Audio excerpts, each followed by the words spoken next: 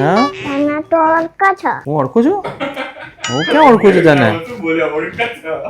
હા કેવું કરવું છે તારે? હા પપ્પાને જેવું. કેના જેવું? પપ્પાને જેવું. પપ્પાને જેવું કરવું છે? પપ્પાને કેવું કર્યું છે? હા પપ્પાને જેવું. કેવું છે પણ એ સારું લાગે છે?